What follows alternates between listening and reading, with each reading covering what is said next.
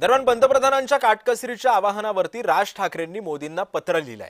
देशाच्या राज्याच्या अर्थव्यवस्थेचं कंबरडं मोडून ठेवलंय असं राज ठाकरेंनी सांगितलं।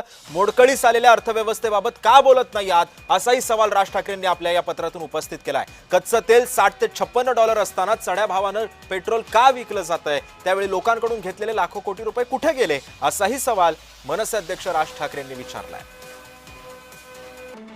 दरम्यान काय म्हणतायत राज ठाकरे पाहूया।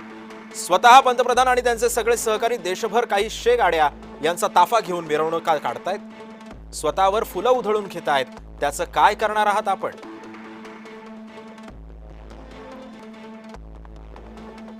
चुका तुमच्या आणि त्याचा भुर्दंड जनतेला का? चुकीबद्दल दिलगिरी व्यक्त करून माझ्या सकट कुणी असं करणार नाही असं सांगणार आहात का? निवडणुकीमध्ये प्रचार रोड शो करताना कोट्यवधी लिटर्स पेट्रोल डिझेल वायाला गेलं तेव्हा का नाही सुचलं तुम्हाला? हे अफाट पैशांचा खेळ करून मतदान मिळवलं तेव्हा का नाही सुचलं? स्वतः पंतप्रधान 15 मे पासून 5 देशांच्या परदेश दौऱ्यावर निघणार आहेत। हे दौरे थांबवा, मग लोकांना आवाहन करा।